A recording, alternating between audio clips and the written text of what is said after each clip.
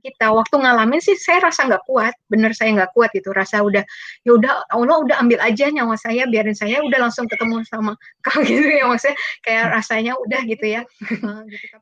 Jadi Ada nggak nggak titik ini, kayak titik tertentu tuh kayak Bu Dokter kayak merasa kok susah kali ya di Islam nih? Ada nggak? Pernah nggak rasain? Alhamdulillahnya belum ya, jangan sampai. Alhamdulillahnya belum gitu kan. Ya namanya kan cobaan kita kan bukan masalah Iya apa gitu. betul Kadang-kadang betul. Allah kan memberikan cobaan juga. Betul, betul. Alhamdulillahnya masih lagi menikmati nih.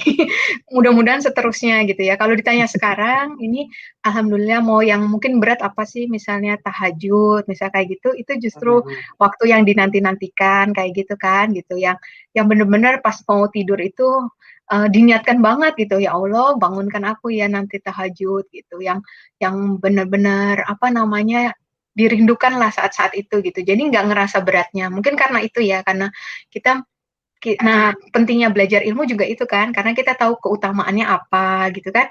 Ketika kita nggak melakukannya, jadi nggak mau rugi nanti kita nggak kehilangan itu gitu. Misalnya hari Jumat, keutamaan hari Jumat gitu, ketika malam Jumat saya baca Al-Kahfi gitu, walaupun misalnya sudah habis acara lelah dan sebagainya gitu, tapi ketika saya tahu keutamaannya baca Al-Kahfi, ya udah dibaca aja dulu, takutnya besok hari Jumat ada kesibukan apa kita nggak tahu, ya udah kita gitu sih yang alhamdulillahnya, mudah-mudahan Allah mudahkan terus ya gitu, apa namanya, melakukan amalan-amalan itu gitu kan.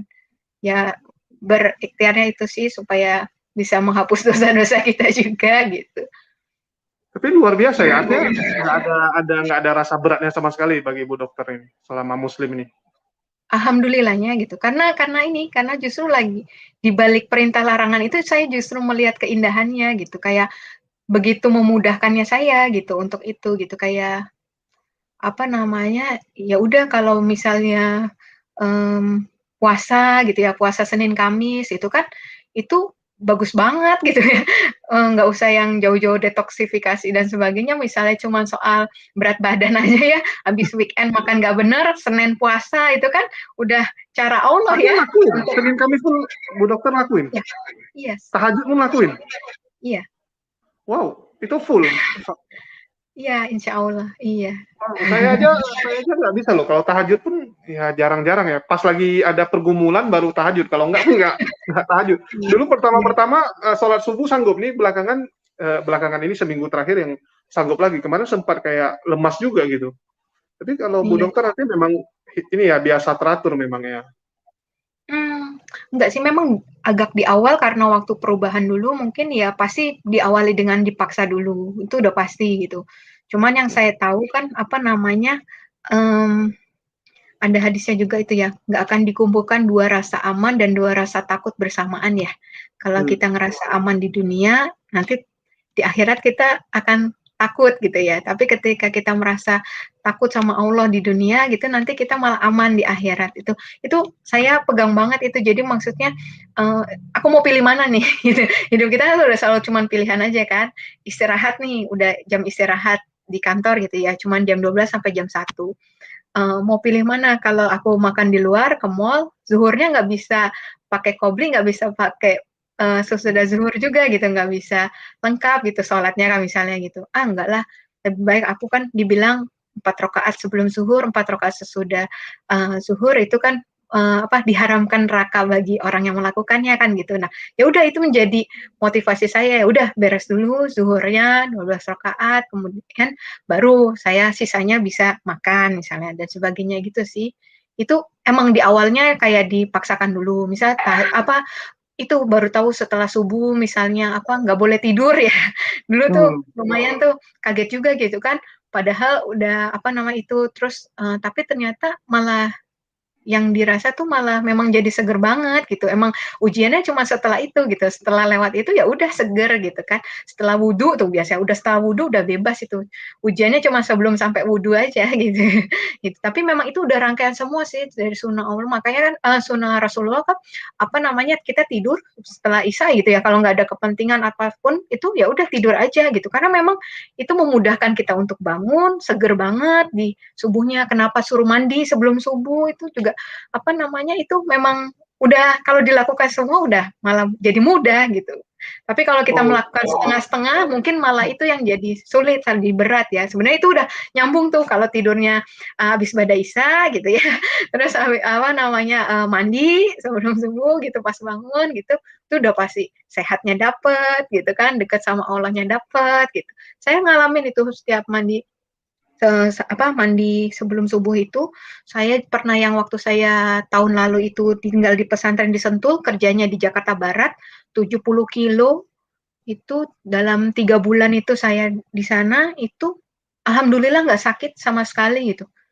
Itu 70 kilo, itu sekali 70 berangkat. kilo. Jadi PP Hmm. 140 kilo tiap hari, itu berangkat setelah bada subuh itu langsung berangkat itu terus pulang sampai di sana tuh udah kalau kadang cepet bisa maghrib masih dapat maghrib, kadang nggak dapat maghrib langsung dapatnya isya, itu nyampe di pesantren ya, maksudnya itu alhamdulillah itu 3 bulan itu nggak sakit gitu. Itu benar-benar kalau kita lakuin sunnah Rasulullah ya itu emang benar gitu.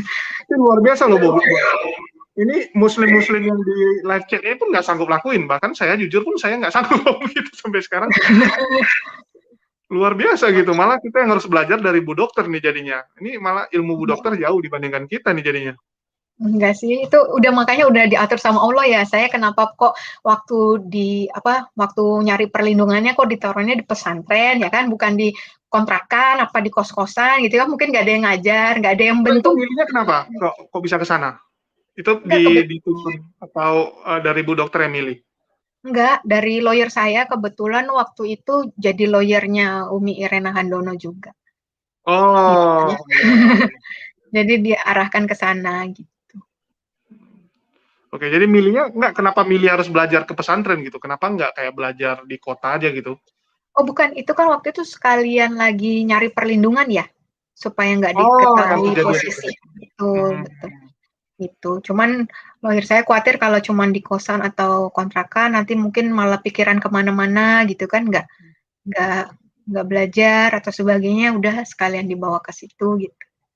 Ya, kalian kalau kita pikiran inilah yang nggak kita kita kendalikan malah yang negatif-negatif ini yang datang semua ya. Karena Betul, setan ini betul. memang Betul. selalu ada di mana saja gitu. Iya, betul. Itu makanya itu saya udah Masya Allah deh, semua udah Allah atur. Saya nggak pernah pikir gitu, nggak pernah bikin escape plan nanti begini, begini, begini, itu nggak pernah. Tapi kayak Allah gerakin semesta itu untuk benar-benar dukung saya, bahkan sampai hari ini ya, kayak tadi saya cerita itu benar-benar maksud Allah tuh bawanya tuh sampai begini gitu. Padahal saya yang cuma benar-benar setapak demi setapak aja. Ya, tapi luar biasa kalau itunya ya memang kayak nampak lah dimuluskan lah jalannya itu ya. Memang Allah yang menuntun jalan Bu Dokter ini ya sampai bisa Iya, sampai sekarang gitu. iya. Jadi dari Bu Dokter nih, misalnya ada nggak yang ingin dilakukan demi Islam itu selain mungkin cerita-cerita di YouTube ini atau nggak mungkin kedepannya mau ngapain lagi gitu untuk membalas kebaikan dari Allah kepada Bu Dokter gitu. Tadi sih ya kita apa namanya uh, ya seperti Rasulullah ya. Kadang kan kalau kita lihat Rasulullah gitu, udah dijanjiin surga sama Allah, kok beliau kan pernah ditanya, kok masih sih melakukan sholatnya dengan kusyuk dan sebagainya gitu ya. Ya ini ya karena bukan karena kita lebih nyari ke pahala lagi gitu ya. Pengennya sih, kalau sekarang saya masih kayak lebih ke mungkin cari pahala, lebih banyak ke situ ya, dominannya lebih ke Diri dikit-dikit sendiri lah. cari pahala, dikit-dikit cari pahala gitu, cari bekal akhirat gitu. Ya pengennya lebih ke itu, lebih seperti Rasulullah, lebih melakukannya itu lebih ucapan syukur, lebih karena benar-benar rindu sama Allah, mencintai Allah gitu, benar-benar karena itu sih yang saya ingin gitu. Lebih dari sekedar kita nyari keutamaan dan sebagainya. Oke, oke. Jadi mungkin ini terakhir aja nih, Bu Dokter.